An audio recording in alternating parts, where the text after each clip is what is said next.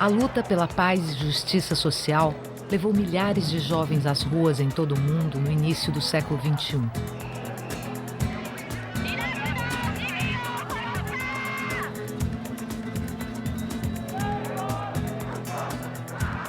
No século passado, o sonho de um mundo mais justo e solidário já mobilizava milhares de jovens.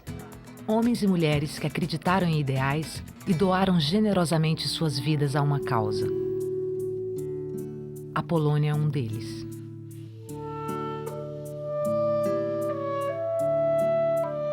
Para viver, é preciso merecer viver. A vida é uma coisa extraordinária, é um dom.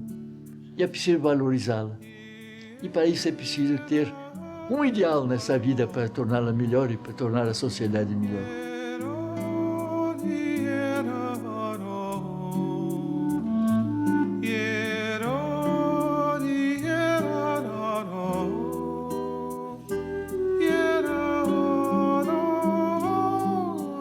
Não bastava apenas julgar, ser contra essa mentira da justiça, essa mentira da lei, essa mentira da moral, essa mentira da religião.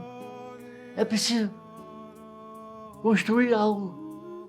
É preciso ter um fio condutor, olhar um horizonte de modificação da sociedade. Com o desejo de transformar o mundo, Apolônio combateu em muitas trincheiras. Foi voluntário na defesa da República Espanhola contra Franco, na Guerra Civil da Espanha, junto aos brasileiros Homero Jobim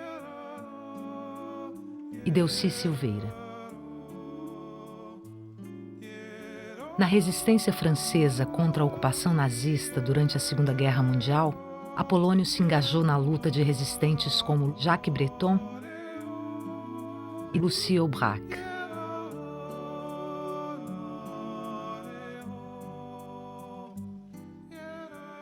Com o jovem comandante da resistência Serge Ravanel, Apolônio ajudou a libertar várias cidades francesas. Na França, ele também conheceu Renée, uma jovem militante comunista que seria sua companheira por toda a vida. Eu venho de uma família classe média modesta. Meu pai era filho de uma família de camponeses de Sergipe. Ele mesmo migrou para Salvador, transformou-se em tipógrafo, estudou muito e resolveu ser um oficial do Exército. Então veio para o Rio de Janeiro no tempo em que a escola militar brasileira se encontrava na Praia Vermelha. Num momento em que, no final do século, nós tínhamos as grandes agitações e os grandes desafios do fim da escravidão, da marcha para a República, os cadetes se mesclavam muito aos movimentos populares. Isso fez com que a turma de meu pai fosse uma turma bastante identificada com a presença popular e também com ideias corajosas no sentido não apenas de liberdade, mas também de soberania nacional, de respeito à autodeterminação, ao direito dos povos a decidirem de seu próprio destino. Um pai que ainda no século XIX se ofereceu para defender os portos de Valdívia e Valparaíso no Chile frente a uma ameaça do colonialismo inglês. Um irmão adolescente que fugiu de casa para tentar lutar pela França na Primeira Guerra Mundial.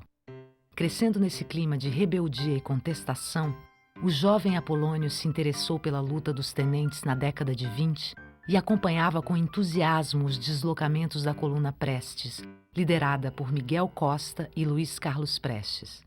Vindo de família com poucos recursos, embora quisesse ser médico, seguiu a carreira militar. Quando estou na escola militar, envolto pelos acontecimentos, a rebelião, o movimento político-militar de 30, que foi chamado a Revolução de 30 na época. Depois, a situação de 32, quando há a chamada Revolução, a rebeldia constitucionalista de São Paulo, né? Tudo isso me levava também a sentir de perto a influência de alguns colegas que vinham do Colégio Militar do Rio de Janeiro e tinham sido muito marcados pela influência de professores que tinham muita tendência socialista e aceitavam a utopia do comunismo de maneira geral. Eu tive necessidade de estudar, de ler.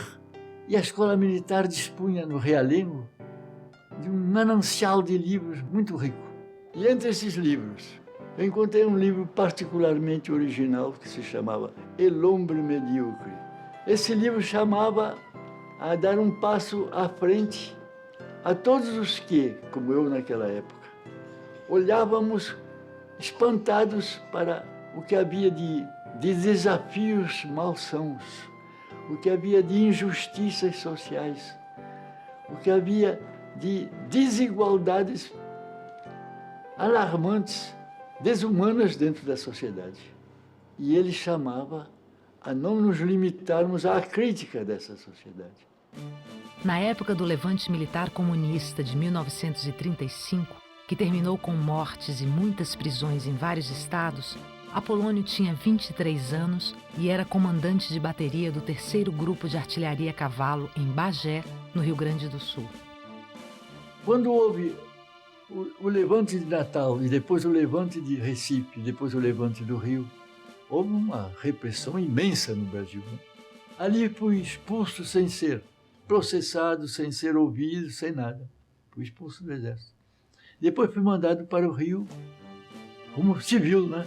Mas como hóspede de honra do governo Getúlio Vargas na casa de detenção e na casa de correção. Né? Fichado pelo Departamento de Ordem e Política Social, Apolônio e muitos outros brasileiros e estrangeiros passaram a ser, a partir deste momento, vigiados e perseguidos rotineiramente por mais de meio século. Convivendo na prisão com militantes de esquerda como Olga Benário e Graciliano Ramos, foi nesse período que Apolônio veio a conhecer o Partido Comunista. Ali ele também acompanhou a situação dramática da República Espanhola. E atenção, atenção! As tropas fascistas do general Franco foram detidas pelo exército republicano. Uma coligação entre socialistas, republicanos e outros partidos de esquerda venceu as eleições. As elites, contrariadas com os avanços das forças populares, se uniram aos militares insatisfeitos e alas mais reacionárias da Igreja. Houve uma revolta militar, liderada pelo general Franco, contra o governo democrático eleito. Estávamos ainda na prisão quando há o golpe militar e o fracasso do golpe militar contra a República. Então nós vivemos intensamente a resistência da República.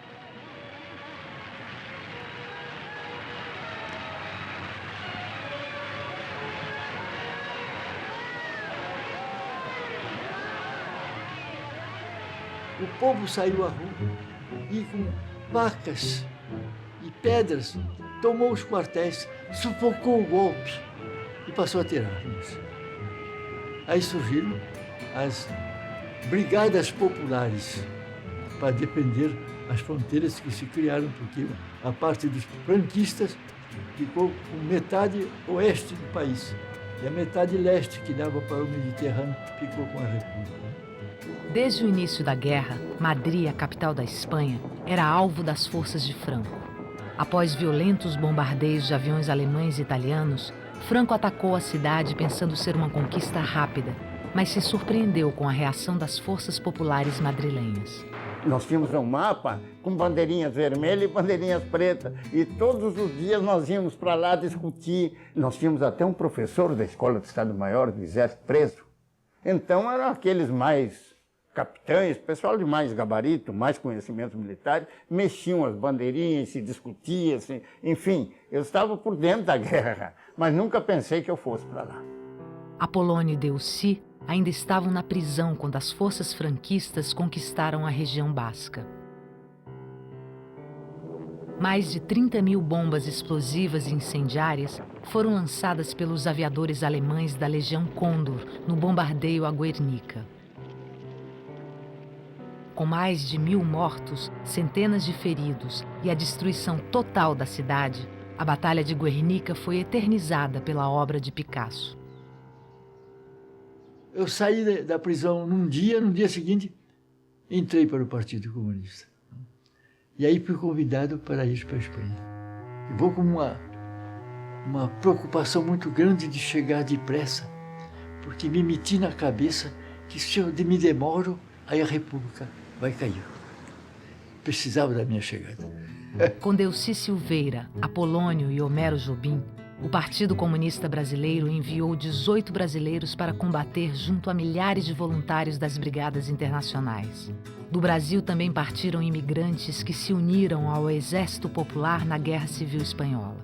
Aí da Espanha já foi o mais lindo exemplo de solidariedade humana existente em toda a história da sociedade. Porque nós fomos 40.000 combatentes vindos de 51 países de todos os continentes, até da China, até da Índia, da África, da Oceania. O Apolônio dizia o seguinte, que a Guerra da Espanha era a guerra mais romântica que existiu.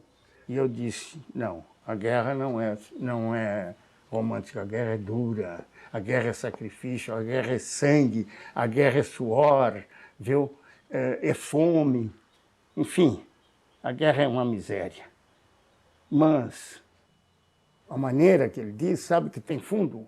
Não há exemplo de guerra que tenha aparecido voluntários, como aconteceu na Guerra da Espanha.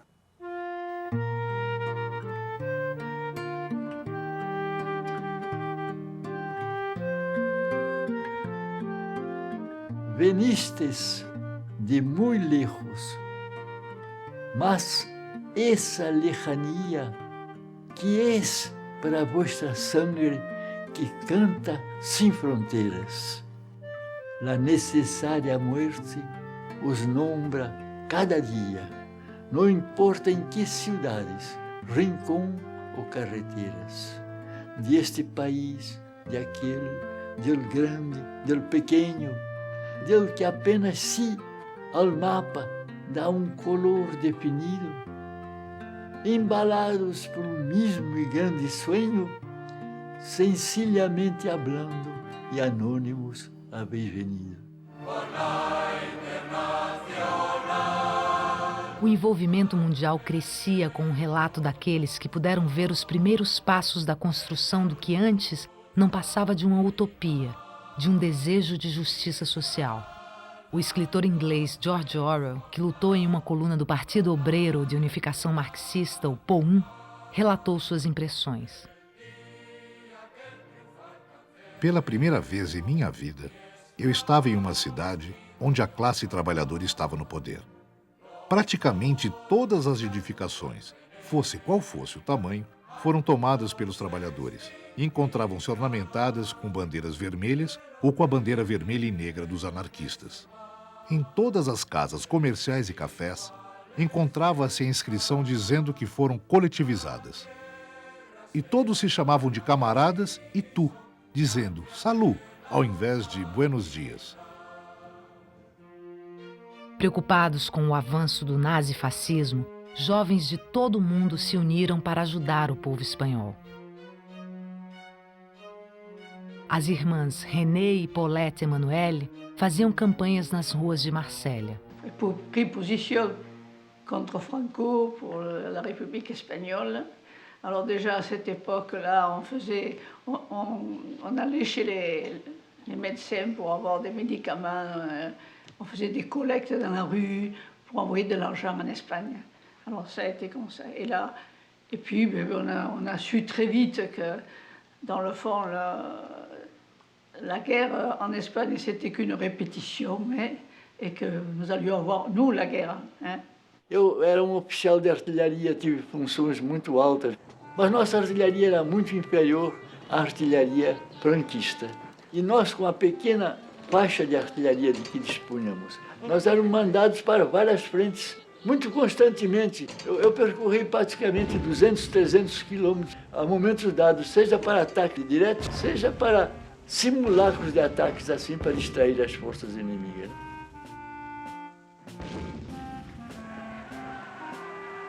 O mais expressivo líder popular anarquista era Buenaventura Durruti Domingues.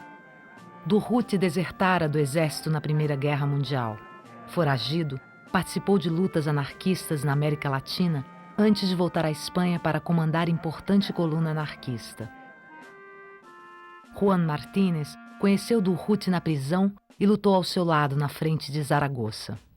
Yo estaba en Zaragoza y ya le digo, yo me pasé por el río, pasamos el río Gallego y fui a parar al PUN, el Partido Obrero de Unificación Marxista, de tendencia trotskista. Pero yo cuando vi toda la cosa esta, de que allí llegaba el periódico de ellos, que se titulaba La Batalla, con la hoz y el martillo, y ya empezaban las rencillas, yo fui al comando y dije, bueno, al otro lado de la sierra, Alcubierre, está la columna de Urruti. Hombre, Juanico, Pirriaque, hombre, que de tu vida, tal. Pues ya me habían dicho que te habían fusilado, en fin. Y pues, me acuerdo, parece que lo veo con aquella cara, ¿verdad? Un corazón de niño y un hombrón. Pero la cagada que habéis hecho en Zaragoza, mira que dejaros. Juventud de lucha proletaria, ilusión del porvenir, bella esperanza libertaria que alumbra nuestro vivir. Si nuestro lema es la anarquía y nuestro escudo es la verdad, viva por siempre la anarquía, que es el son, el son de justicia social. Na minha tropa de artilharia, eu tive sempre 300, 400 homens comigo,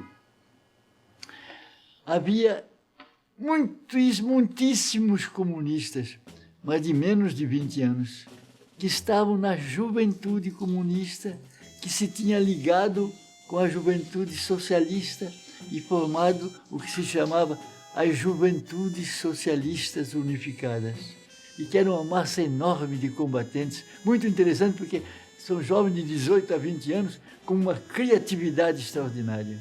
O jovem Diego Jiménez participou de uma experiência revolucionária em Barcelona. Voltamos ao trabalho e encontramos que muitos patrões foram embora. Nos encontraram na fábrica. Então, o que fazer? Aí começou o sistema de coletividade, autogestão. Agora, precisamos fazer armas. Ali era uma litografia em folha de Flandres e havia um forno. E claro, nós também tínhamos engenheiros. Então se tratou de fazer os cartuchos de fuzil. O cartucho de fuzil era feito assim de uma maneira rodamentária, porque dava a primeira pancada e esticava o material e tinha que recoser de novo. Assim. E assim íamos fazendo cartuchos de fuzil. Eu fiz uma experiência muito bonita, que era de fazer um comando coletivo, porque eu discutia com eles os problemas. Eu é que daria a solução final, mas eles ajudavam com sugestões, com observações. Na guerra, o pior é a retaguarda, falta tudo. Por exemplo, açúcar, essas coisas, leite era para velho e criança. Faltava muita coisa, faltava... O povo passava necessidade. Nós, na frente, não passávamos necessidade, nós comíamos. Viu? Qual era a nossa comida? Era grão de bico, vinha um sopão grosso, ou então lentilha. Essa era a comida. Pão, a gente recebia um pão e vinho. Con el quinto, quinto, quinto, con el quinto recibiendo, que yo me voy al frente para las líneas de fuego. À noite, nós fazíamos fogueiras, em época de inverno, porque vivíamos no campo, vivíamos nas frentes, né? Os tenentes e os soldados, né, sentavam-se ao lado da fogueira e cantavam suas canções espanholas, árabes, né? Para passar o tempo. Contra bombas invasoras, bum, bum, bum, bum, bum. Contra bombas invasoras, bum, bum, bum, bum. Contra ataques muito rabiosos, ai Carmela, contra ataques muito rabiosos, ai Carmela.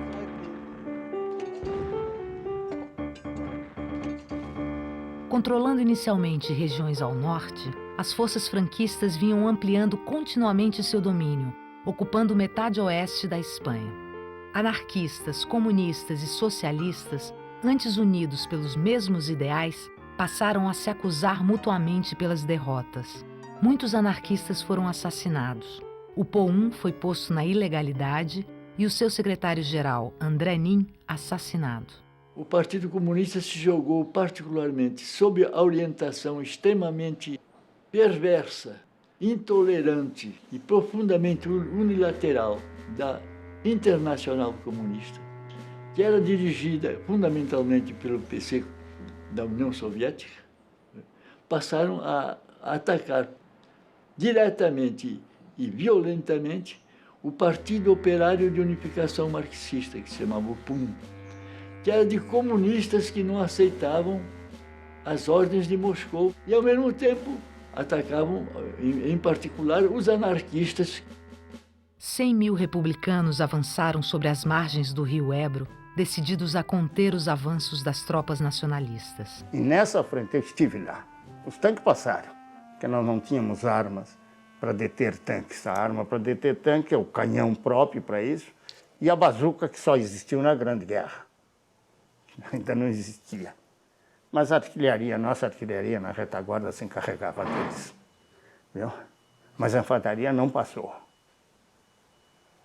Quando eles viram que eles tiveram que parar, e o chão, porque é o fogo, os detinham o fogo das metralhadoras, aí eles levantavam para correr, e a gente aqui, via quando eles caíam assim aos montes. Viu?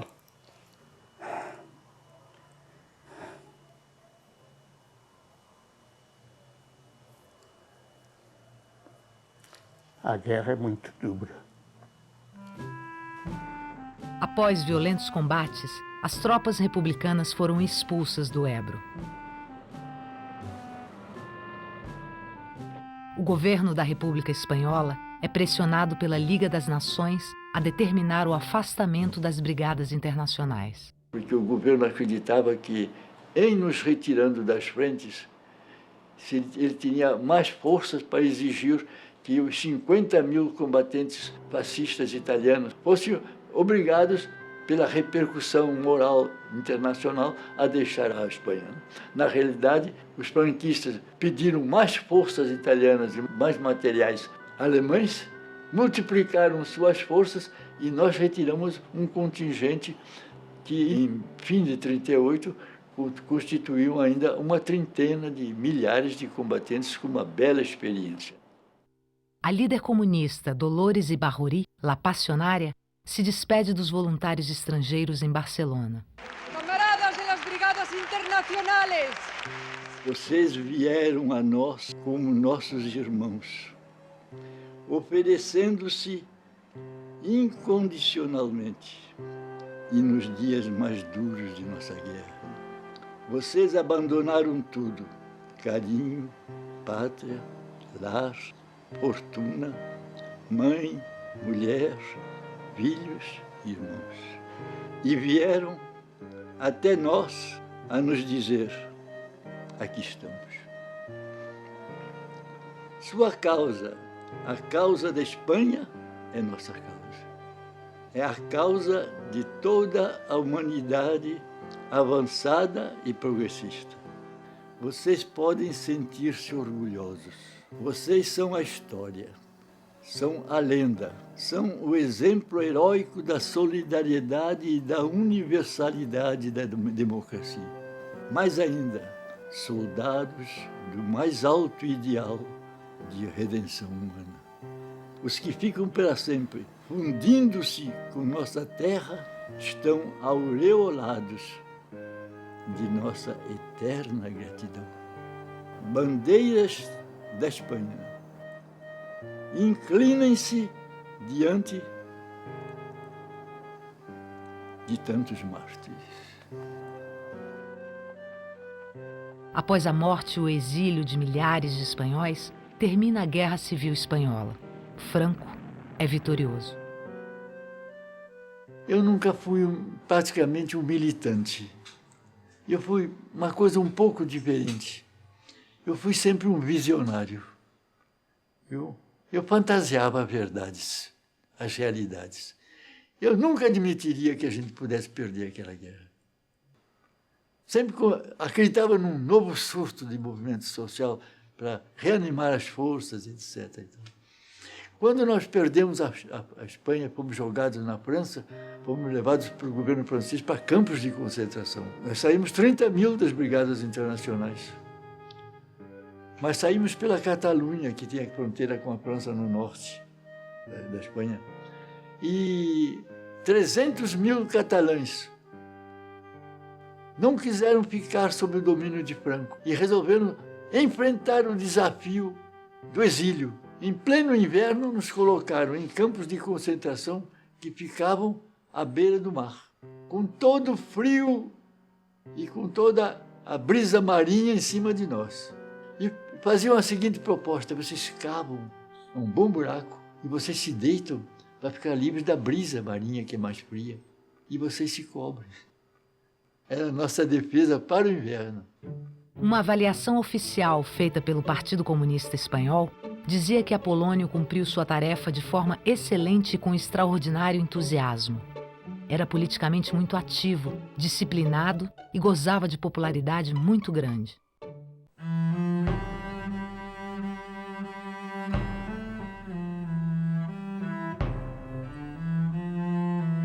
De Argelès-sur-Mer, Apolônio é transferido para o campo de Gurs, nos Pirineus Ocidentais, de onde foge para Marsella. As tropas nazistas invadem a Polônia, começando a Segunda Guerra Mundial.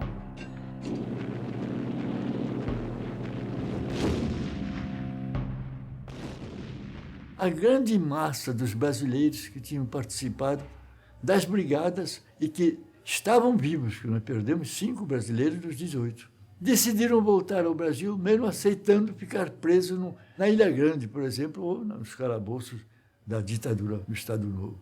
Um dos dirigentes paraguaios, Emiliano Palacios, que era muito meu amigo, e eu decidimos não aceitar isso. E ficar para ver como as coisas iriam passar-se na Europa. E aprender um pouco mais com a guerra e a luta na Europa. As tropas nazistas entram em Paris. O Marechal Pétain assina o armistício e entrega metade do país para a ocupação alemã. As pessoas fugiam simplesmente de casa diante da chegada dos alemães. Então, uma boa parte da população foi lançada nas estradas para ganhar o sul, para ganhar um lugar onde se julgassem livre do avanço alemão, né? E era um caos na França. Na metade não ocupada, permanece o governo do Marechal Pétain, que mantém sua base na pequena estação termal de Vichy. Nessa época, de Gaulle já estava em Londres. Ele recusa o armistício e, numa transmissão de rádio pela BBC, faz uma série de apelos aos franceses. Qui veulent rester libres, à m'écouter et à me suivre. Vive la France, libre, dans l'honneur et dans l'indépendance. Pour les Français, comme moi, j'avais 20 ans, qu'est-ce qu'on pouvait faire? Et je pense que beaucoup de Français à ce moment-là se sont interrogés en disant, mais dans cette situation, qu'est-ce qu'on peut faire? L'ennui, c'est qu'on ne savait pas très bien comment répondre. Parce que faire quelque chose, ça veut dire se battre. Et comment se battre quand on n'a rien? Il a fallu donc inventer la résistance. Mais les gens étaient morts de peur et ils disaient toujours, voilà, tout, c'était leur mot d'ordre, tout plutôt que la guerre. Alors quand Pétain a signé l'armistice, ça a été une explosion de joie. Tout le monde a été pour Pétain. Voilà. Et j'ai vu toute cette masse de gens qui étaient pour Pétain. Et nous, la petite poignée de gens qui luttions contre ça, j'étais un peu effrayée. Car aujourd'hui, on n'arrivera jamais à rien, c'est pas possible. Enfin, le découragement n'a pas duré longtemps, hein, parce que j'étais très convaincue. Il a fallu que je me batte rapidement, quoi. Voilà.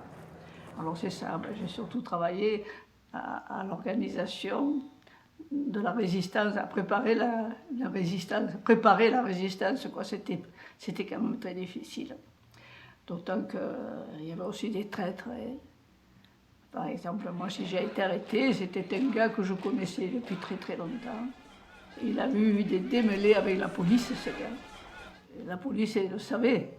Elle est venue le trouver en lui disant « Tu connais beaucoup de gens qui sont de gauche et qui sont susceptibles d'aller dans une résistance. Il faut que tu y rentres et que tu les dénonces. » Voilà. Et c'est ce qu'il a fait. Donc il m'a dénoncé, puisque je le connaissais. On écrit les injustices. On écrit, par exemple, que la directrice de mon lycée a été révoquée parce qu'elle était juive, que dans une rue, il y a un médecin qui était d'origine espagnole, qui était républicain espagnol, réfugié en France, il a été arrêté. On écrit ces injustices et ça déclenche chez les gens qui l'ont connu le besoin de connaître, de savoir ce qui se passe. Et c'est pour ça que je crois que la première arme de la résistance, c'est l'information. Quand on sait ce qui se passe, on sait ce qui se passe, on peut juger, on peut choisir et on peut s'engager. Et qu'est-ce que ça veut dire l'engagement? Ça veut dire la solidarité. Com 30 anos, Apolônio começa a fazer ações armadas pela resistência francesa junto aos imigrados, o grupo de franco-atiradores e partisans, FTP-MOI. Mas a resistência francesa partia do nada.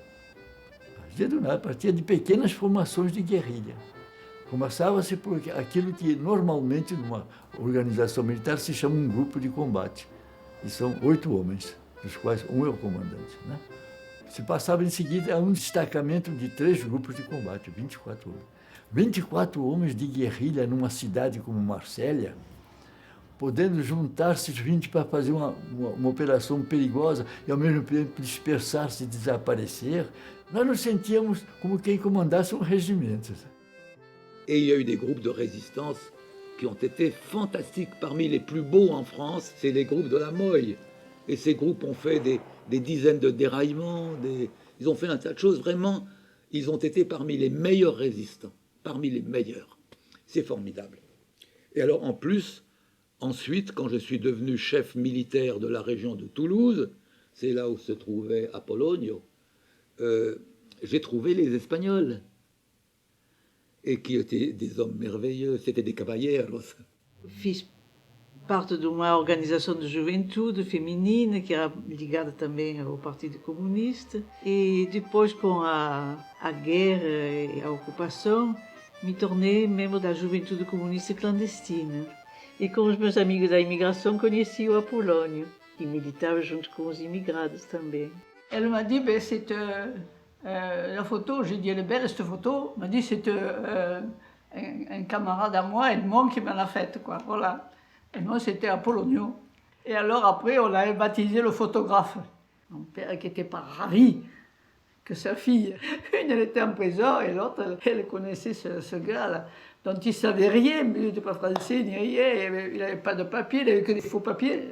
Quand il a connu, il n'avait pas tellement confiance à ce danseur argentin, là. Hein. Acho que nós simpatizamos à primeira vista, né? Mas ele viajava muito, tinha função de responsabilidade, então nós passamos bastante tempo sem nos ver, até que finalmente nos reencontramos e decidimos ir viver juntos. Sem encontrar nenhuma resistência do governo de Pétain, as tropas nazistas ocupam a Zona Livre, o sul da França. J'étais professeur au lycée de jeunes filles à Lyon. Donc j'avais mes cours à préparer et mes cours à assurer. J'avais donc une vie un peu complète. Et au mois de mai 1941, j'ai eu mon premier enfant. Donc j'étais épouse, j'étais maman, jeune maman, j'étais professeure et j'étais résistante.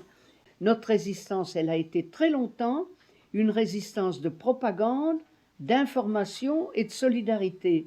Et puis à partir du moment où les Allemands ont occupé la zone sud, elle est devenue une résistance militaire, avec les sabotages, avec l'action directe. Os alemães estavam sobrecarregados de armamento poderoso, né? De um serviço de informação, conheciam a realidade francesa muito melhor do que alguns franceses, né? Porque eles que dominavam, roubavam, pilhavam a França, né? E não admitiam contestação, né? Quando passava, por exemplo, uma tropa alemã desfilando pelas ruas de Nimes, cantando Alô, Lili, Marlene, alô, Lili, Marlene. Muito bem. E nós então preparávamos o quê? Bombas que deviam espalcar a determinados momentos sobre a tropa que passava, né? Mas, ao mesmo tempo, a tropa que passava apontava para os transeuntes, ou para os inimigos que estavam parados observando, né? Viu? Apontava as armas como se fossem inimigos mesmo, né? Todas as pessoas que queriam saber um pouco o que acontecia pelo mundo se ligavam à BBC. É assim interessante porque eu acho que às 8, 9 horas da noite, a emissão, eu não se podia ter luzes acesas por medo dos aviões. Então todo mundo acolchoava as janelas para não deixar a luz passar. E ao mesmo tempo acolchoava também porque ouvia a BBC de Londres, né? Então, se a gente se aproximasse muito da janela, poderia ouvir o toque da Quinta Sinfonia, né? Eu fui colocado num organismo que se chama o NAP, Noyautage des Administrations Publiques, que significa a entrada clandestina, evidentemente, junto com os organismos públicos, que significa ter gente dentro do correio. Por quê? Porque, por exemplo, nós interceptamos as cartas que estavam mandadas para a Gestapo. A pessoa é mandada para a Gestapo. Meu vizinho escuta a rádio inglesa. Eu tenho direito a um prêmio de 500 francos. Eu quero receber na minha conta, dividido em 2 vezes, porque ninguém me desconfie. Essas cartas da Gestapo, o geral, o carteiro amigo, fazia desaparecer. Que nunca chegava, mas estava entregue para nós. E que nós fazemos? Se estava um negócio sem importância, nós damos uma surra para a pessoa que mandava a carta. Se não estava suficiente, nós mandamos um pequeno caixão de papelão para avisar ele que poderia ser pior. E se ele dedava ao ponto que alguém pode morrer, ele poderia ter acontecido coisa bem pior para ela. Cada um de nós foi chamado a armar-se, roubando a arma de um inimigo fardado. Nossa organização militar pede aos metalúrgicos que nos preparem uns castetes mais finos, de aço, muito pesados, né? O militar alemão, que seria a vítima, quer puxar sua pistola, nós já temos muito mais facilidade para pegar o nosso castete, bater com todas as forças na cabeça e jogá-lo por terra, né? Mas você também tem um choque. É que você sente uma pessoa que está abatida, que está jogando sangue pelo seu rosto, está morto. E aí você pensa como antigo socialista, antigo comunista, você pensa o seguinte: na Alemanha houve uma mobilização nacional, popular, esse cara podia ser um operário. Então é um choque, porque eu estou matando não um inimigo, mas talvez um colega de luta, né? Mas depois você tem uma reação, aí eu saio quase correndo, eu pego a arma, não pego todos os cartuchos, pego uma parte só. Mas no caminho eu penso, mas qual seja a origem desse elemento que foi abatido. Ele está aqui em nome de uma Alemanha nazista e de uma Itália fascista que estão oprimindo o nosso povo, roubando a França, massacrando os franceses que protestam, que contestam esse domínio. Então, ele é tão inimigo como o maior dos inimigos. Aí, quando eu entro em casa, eu estou sorrindo. Bom, eu era agente de ligação, viajava, estabelecia os contatos com a nossa direção em Lyon e estabelecia contato com as regiões que dependiam de nós. Então, eu estava sempre viajando para lá para cá também. La résistance n'aurait pas été ce qu'elle a été s'il n'y avait pas eu la complicité des femmes, des gens qui nous ont accueillis. Toujours une femme, une maîtresse de maison, il n'y a qu'à demander maintenant, est-ce qu'un homme peut arriver dans sa famille en disant « ce soir je vous amène une femme, un homme blessé, puis un petit garçon, ils vont coucher là ». La femme dit « qu'est-ce que c'est que ces gens-là » Eh bien, pendant la résistance, les femmes, il fallait qu'elles fassent les lits, il fallait qu'elles trouvent à manger, elles savaient que si on était pris chez eux, ils étaient fusillés, ils étaient arrêtés comme nous, de la même manière. On n'y pense jamais à toutes ces femmes-là. Nós destruíamos os transportes trens que conduziam soldados e os trens que conduziam armas, que a França era um grande depósito de armas, grandes fábricas para a Alemanha que continuava a guerra. O ataque aos centros de diversão doados a eles para a sua tropa, né? Era o ataque à saída das tropas do seu cinema, né? Aujourd'hui, on voit des terroristes qui tuent dans la population. Eh bien, nous n'avons jamais fait cela. Pour nous, les actions de Groupe Franc ne pouvaient être dirigées que contre des ennemis. Et nous faisions extrêmement attention pour ne pas créer des dangers pour la population. O exército nazista, que parecia invencível, começa a perder a guerra ao invadir a Rússia e encontrar uma resistência mais dura e mais longa do que imaginava. Vocês não podem imaginar o que Stalingrado representou para o ânimo do povo francês. Era a prova de que os alemães podiam ser batidos, podiam ser paralisados. A gente começou a pensar que a vitória era possível, que a gente podia bater. Foi verdadeiramente uma viragem total no ânimo da população. Com a derrota dos alemães em Stalingrado, começa a faltar mão de obra na Alemanha. O governo de Vichy cria o STO, o Serviço de Trabalho Obrigatório na Alemanha. Como os jovens não aceitam essa imposição, para se esconder, eles fogem para os chamados maquis. Et où est-ce qu'on va les mettre? Dans les endroits où les tanks allemands ne peuvent pas arriver, où il y a des gorges si étroites que si on est au-dessus, ils ne peuvent pas passer. On va les cacher dans les montagnes. Et c'est la naissance des maquis. Les maquis, c'est une organisation qui prévoit la lutte armée contre l'armée allemande.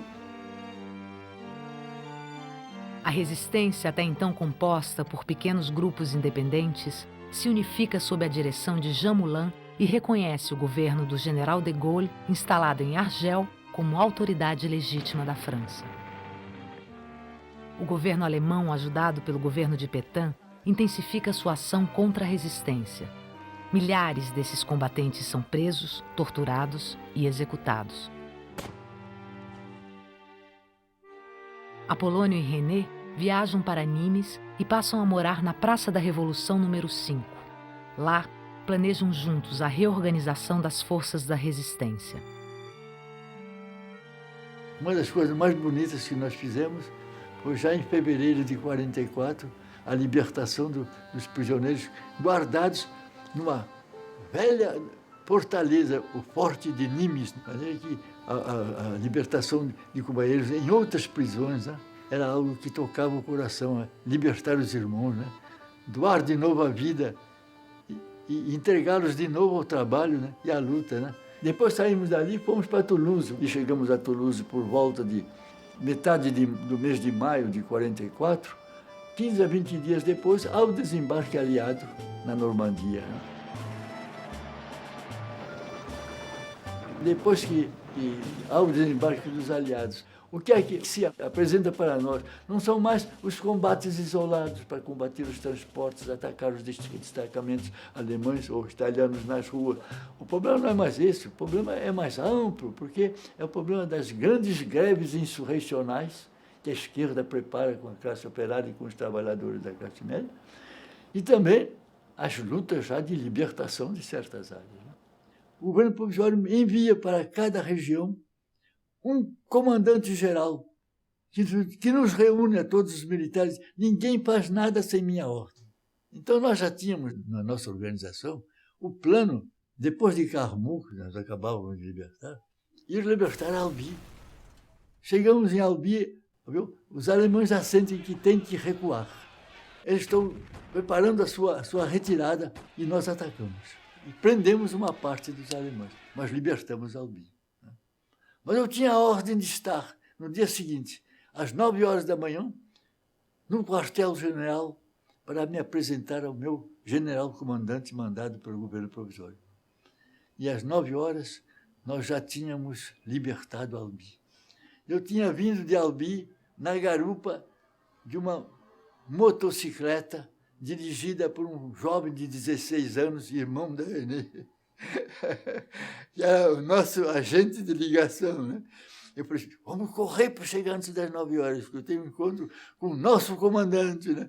Aí, às 9 horas, eu bato os calcanhares e faço consciência para ele. E eu não digo nada, né? Mas Albi já estava liberada. Sob o comando de Apolônio, os resistentes libertaram as cidades de Carmaux, Albi e Toulouse.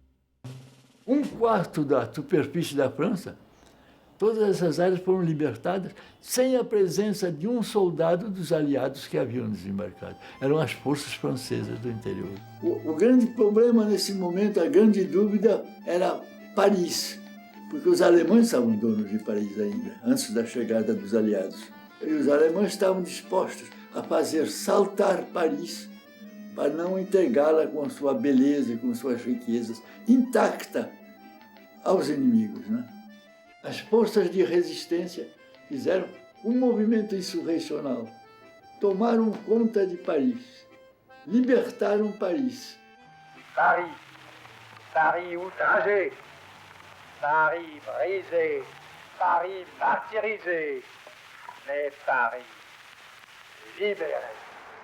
3 meses após a libertação de Paris, René e Apolônio comemoraram o nascimento do filho René Louis. Vou visitar todos os comandos de Toulouse, dizendo assim, le jeune homme est là, quer dizer, o garotão chegou, né? A criança da libertação. Era a criança da libertação. Terminada a guerra, Apolônio permanece em Paris, onde recebe do governo francês a condecoração Legião de Honra. Nós tínhamos sido derrotados no Brasil, em 1935. Tínhamos sido derrotados na Espanha, mas pela primeira vez nós tínhamos a alegria de uma vitória geral, né? E que era geral, porque era na Europa, era na Ásia, com forças que uniam estados e contingentes militares e iniciativas e exemplos de dignidade e de coragem de todos os continentes, né?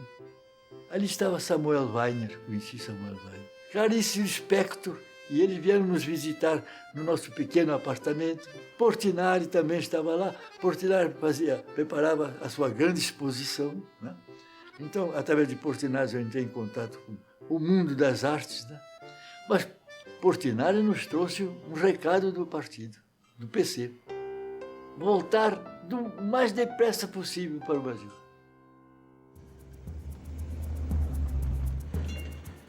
Quando Apolônio e René chegam ao Brasil, o Partido Comunista respirava pela primeira vez a legalidade. Luiz Carlos Prestes é o senador mais votado do país. A bancada comunista reúne 15 nomes, entre eles Carlos Marighella e Gregório Bezerra. A partir daí também eu passo a militar no Partido Comunista, participar dos seus comícios. Eram muito bonitos os comícios na Praça do Russell. Eles se faziam às 6, 6h30 da noite, e os trabalhadores, os militantes, os simpatizantes, que enchiam o Largo do Russell, levavam jornais da tarde. E, a um momento dado, eles acendiam esses jornais com seu fósforo e saudavam levantando aquelas chamas. Era verdadeiramente um espetáculo inédito, né? Eu vinha da Europa empolgada, feliz, cheia de entusiasmo, mas sem essas coisas primitivas, né?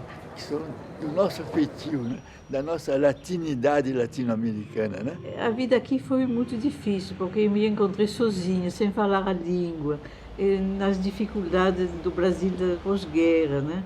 Havia falta de leite, faltava carne, faltava muita coisa. Eu me encontrava assim, de repente, depois de uma militância muito ativa, né, muito perigoso, carregando arma, carregando munições, carregando material subversivo, né? E me encontrava feito uma dona de casa com uma criança pequena, uma outra a caminho, né? Ficou o Apolônio muito ausente de casa, né? A vida de família que ele teve foi exigência dela mais do que o Apolônio, né? Porque para o Apolônio tinha as missões, né? Mas ela que exigiu, queria ter uma casa, a casa tinha que ter pelo menos uma cadeira para cada um sentar, queria que os filhos estudassem, fossem ao médico, se vestissem, né? Então, um pouco mais de bem-estar que a gente teve na vida foi graças a ela, que trabalhou um bocado, se queimou e para ganhar um dinheiro, fazer isso, aquilo, para a gente ter um mínimo de bem-estar, né? A legalidade tem vida curta. O registro do PCB é cassado e os comunistas mergulham numa profunda clandestinidade. Eu teria condições, continuando na minha atividade legal, de participar da vida social e da vida política do país. Mas o partido achou que eu devia, com toda a direção, mergulhar na clandestinidade. E numa clandestinidade extremamente exagerada. 6 em 6 meses mudava de casa. Era sagrado, porque não podia deixar a pista para a polícia, né? E o Apolônio, em certo período, ele foi secretário do Prestes, e a casa dele era a casa onde se faziam as reuniões do Comitê Central. Então era uma coisa muito divertida, porque sempre tinha que ser uma casa grande, né? Agora, a casa grande não tinha nada dentro, só tinha uma sala disfarçada, para se chegasse alguma visita. O resto era penúria absoluta, né? Então, eu penso que o complicado, no certo sentido, para a gente, foi a gente entender como é que era o mundo real. A gente viveu fora do mundo real. E até acho que isso é o mais complicado do que a própria clandestinidade. A clandestinidade para eles foi um pouco um jogo, uma brincadeira. Eles gostavam, quando a gente viajava e ia morar num outro lugar, eles mudavam de nome, de identidade. Aí era um pouco uma brincadeira, eles não se davam conta da responsabilidade da coisa. De certa forma, tinha um privilégio, né? Porque a gente convivia com pessoas que não eram, pelo menos não eram do ramo das pessoas acomodadas ou das pessoas mais medíocres, né? Então, o Diógenes Arruda frequentava em casa. Então, ele era uma pessoa tão assustadora, mas tão assustadora que eu me enfiava embaixo da cama quando ele chegava, né? Foi o João Amazonas que me ensinou a andar. E o meu nome é herdado do nome de guerra do João Amazonas. Foi um período muito interessante, mas muito duro, extremamente duro para mim. Porque o Partido Comunista, seja no Brasil, seja onde for, fosse ontem, seja ainda hoje, lá onde ele existe, mesmo com outros nomes, é um monumento de autoritarismo, é um monumento de elitismo. Os dirigentes colocados muito acima dos militantes, que são chamados a cumprir o que decidem na sua sabedoria os elementos da direção. E, ao mesmo tempo, com uma frieza extraordinária dos laços de família, dos laços de companheirismo. Apolônio, com 42 anos, é convidado a fazer um curso de filosofia marxista na União Soviética. No ano seguinte, René deixa os filhos com a família na França e parte para Moscou. Aí nós chegamos na França e a René tinha dito para a família dela que chegava lá com os 2 filhos. E chegou lá porque ela exigiu do partido, né? Ela queria, não admitia ficar mais longe do Apolônio. Então, para isso é uma coisa, a pessoa, o partido com aquela ortodoxia, uma mulher chega lá e exigir, não, eu quero meu marido de volta, não sei o quê e tal. Aí diz que ela encheu tanta paciência que o Diógenes e os outros resolveram, manda essa mulher embora, né? E aí nós chegamos lá em Marselha, só que ela passou uma semana, ela chamou a irmã da mãe dela, né? E disse, eu estou indo embora, te deixo aqui os 2 abacaxizinhos aqui. E se mandou e deixou a gente lá sem falar um ai de francês, né? Foi um choque para a família, né? E para a gente também, porque de repente, cadê mãe? Não tinha nem mãe nem pai. O pai sumiu, agora a mãe sumiu, né? E tinha uma família nova, né? Passei por uma fase de aprendizado muito marcada por beliscões. A cada coisa que eu achava bonita e que não era bonita, a René me premiava com um beliscão no braço. E os beliscões foram muito eficazes, porque me colocaram diante da realidade, me ajudaram a ver o que era uma fase de transição muito marcada ainda pelos elementos conservadores, pela resistência às transformações mais positivas e mais audaciosas. Uma das coisas que mais nos chocaram foi a brutalidade da visão das pessoas no quadro da divisão em classes. os passageiros dos navios em que nós também viajávamos, nós tínhamos uma boa parte do navio para a nossa equipe de 40 e tantas pessoas, né?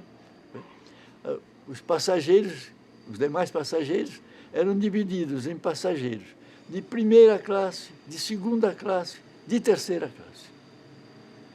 Isso nos chocou imensamente, né? Um choque abalaria as convicções de muitos militantes comunistas. É a denúncia dos crimes cometidos por Stalin, revelados pelo primeiro-ministro Nikita Khrushchev.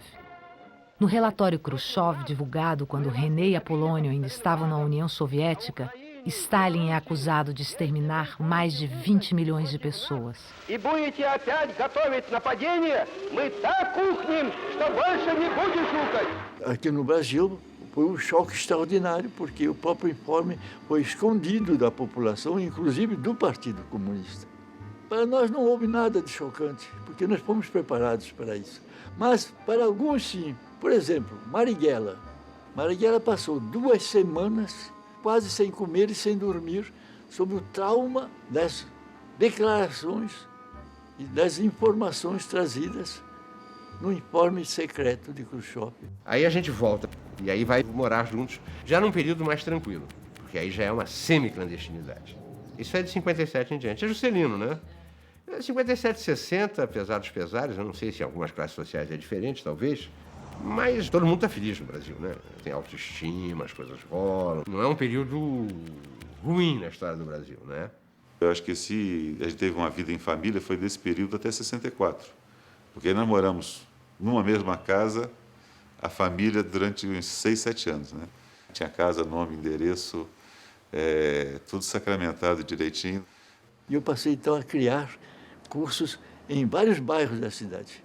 Aí tive o apoio incondicional de 2 companheiros jovens e muito ativos, que eram Mário Alves de um lado e Jacó Gorender de outro. E passamos então a fazer verdadeiramente um trabalho muito amplo e organizado de formação política no país, que nunca mais o partido faria de maneira tão ampla.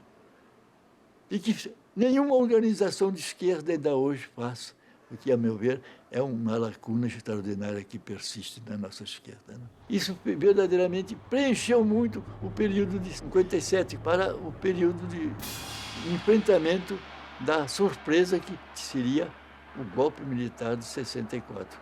O governo reafirma seus propósitos inabalados de lutar pela reforma da sociedade brasileira.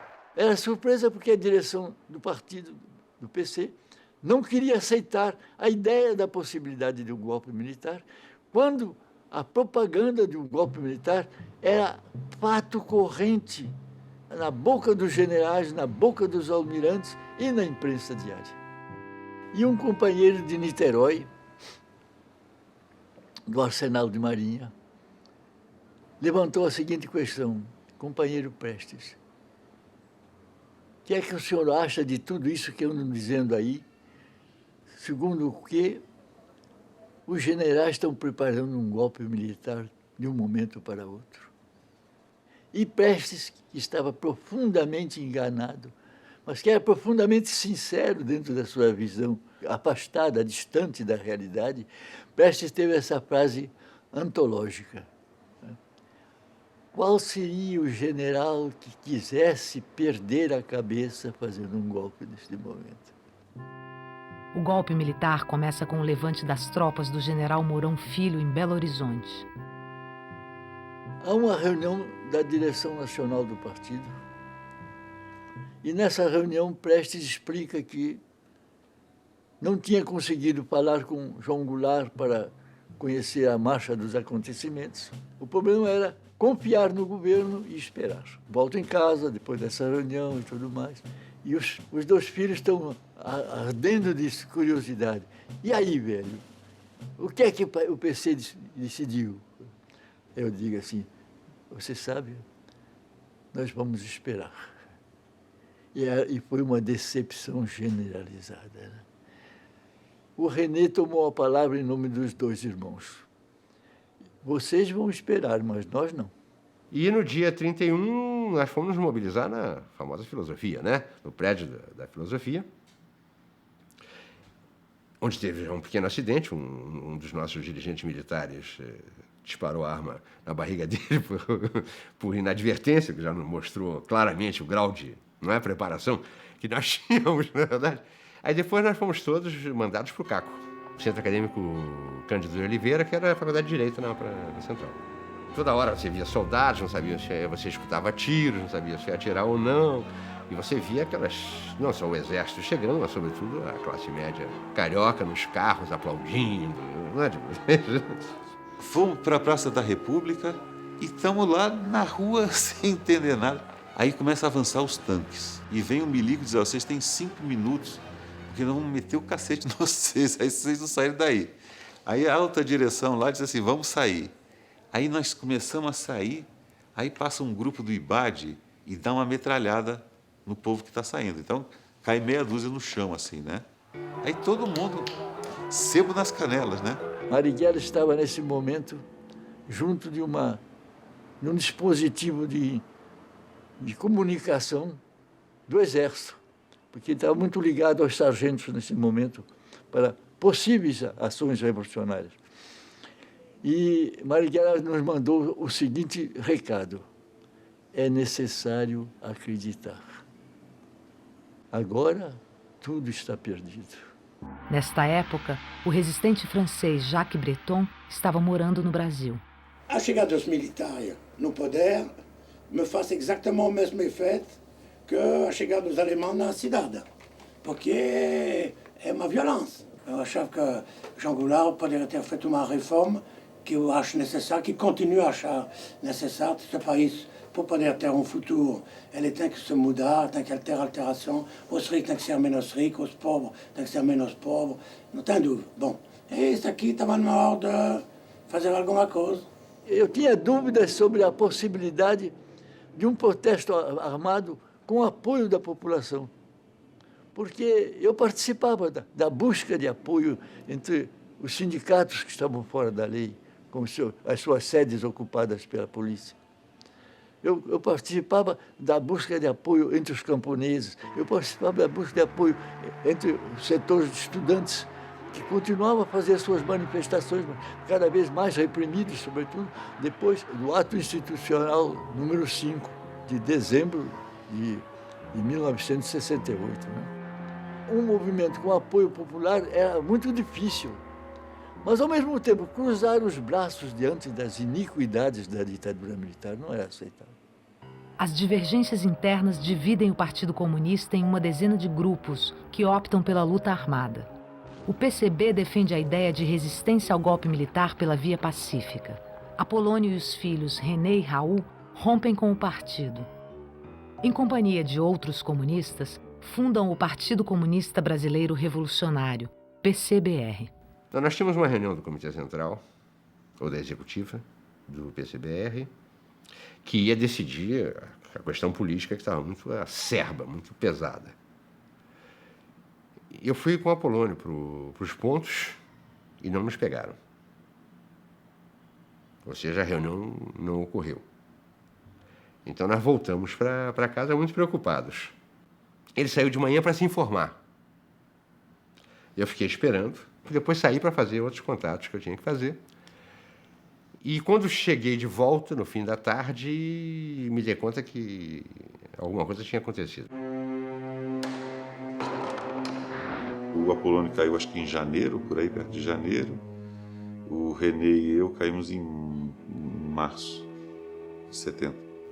A um momento dado, começa o interrogatório. Né?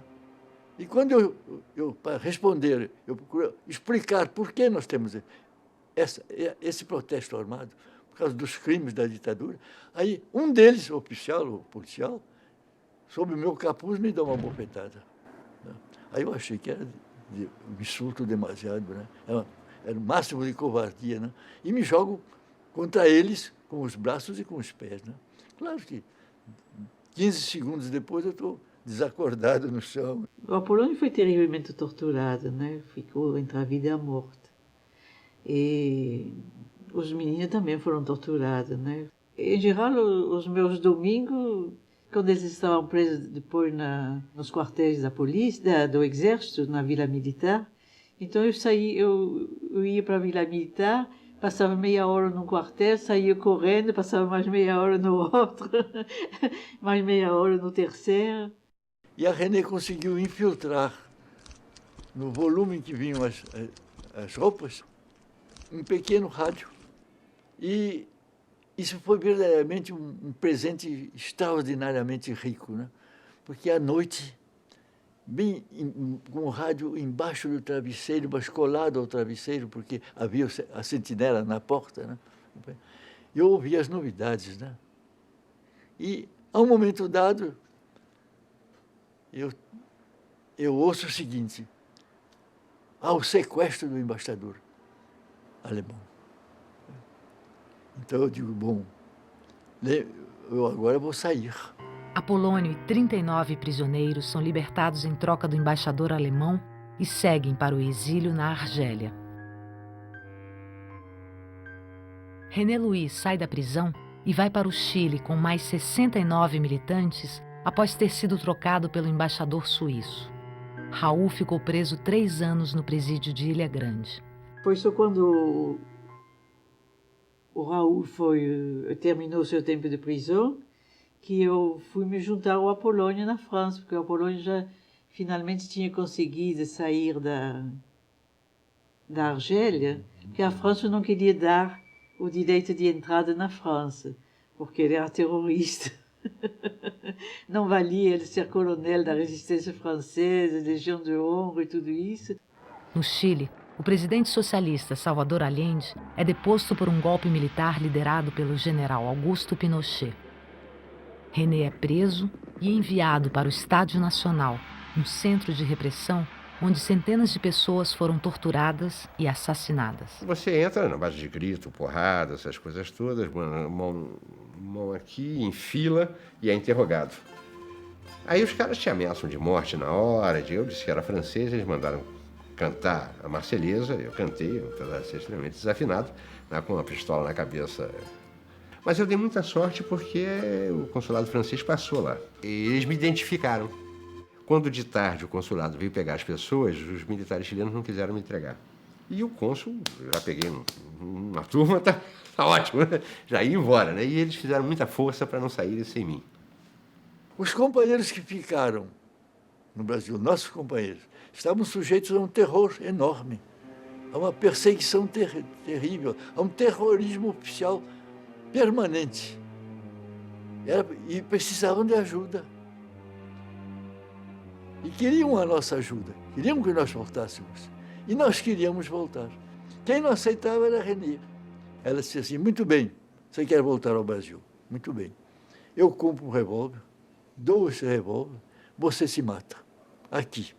Suicidar-se em Paris é muito mais confortável que no Brasil.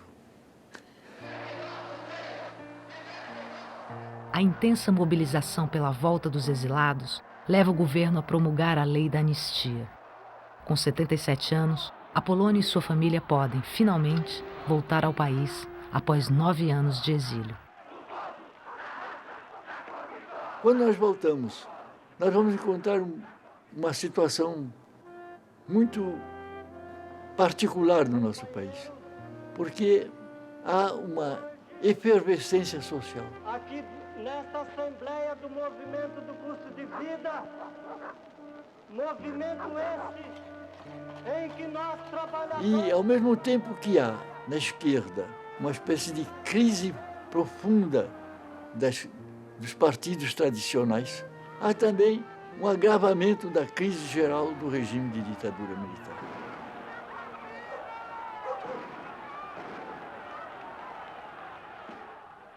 No mundo dos sindicatos se prepara uma eclosão de greves reivindicativas que praticamente selaram o fim da ditadura militar. Companheiro, tá na hora de parar! Todo mundo para outra vez! São Bernardo transforma-se nesse momento como, ao lado do ABC, como a capital social do Brasil. Com as grandes greves de centenas de milhares de trabalhadores, etc. E essas greves unem as reivindicações econômicas e sociais, as reivindicações políticas, o fim da ditadura, a democracia, um regime de liberdade. Com a pressão popular, é conquistada a liberdade partidária. E o primeiro partido que se inscreve é o Partido dos Trabalhadores. Apolônio de Carvalho, com 78 anos, é o nome inscrito na ficha número 1 do PT. Durante os primeiros anos, o PT é verdadeiramente o mais democrático dos partidos que já tinham existido no nosso país. Enfim, nós temos uma participação popular muito alta do partido. Em maio de 80, eu sou incluído na direção do PT e sou, durante vários períodos, um dos vice-presidentes nacionais do PT. Com 90 anos, Apolônio recebeu em seu apartamento no bairro do Leblon, no Rio de Janeiro, a visita de um velho amigo que um dia sonhou ser presidente do Brasil. O ex-metalúrgico Luiz Inácio Lula da Silva, eleito presidente com mais de 52 milhões de votos, foi ao encontro do mestre para celebrar a vitória de um sonho que começou há quase 100 anos. Então, eu participei muito dessas batalhas e participo ainda hoje, né? Com muita confiança em que nós marchemos para um regime de democracia viva, amplamente apoiada no povo, e que prepare longamente com novas imagens e novos níveis de cidadania, com a presença da sociedade civil, com relações novas entre a sociedade e o poder do Estado e a função pública. Nesse sentido, eu não estou só, nunca estive só. Eu tive a figura de René, que trazia não só a trajetória da sua família, mas também a sua própria trajetória, né? A companheira de lutas em todos os sentidos. Quem passa pela vida e não tem um horizonte definido, que não tem um ideal pelo qual possa lutar e queira lutar, está sujeito à pecha de mediocridade. Que não vive, passa apenas pela vida.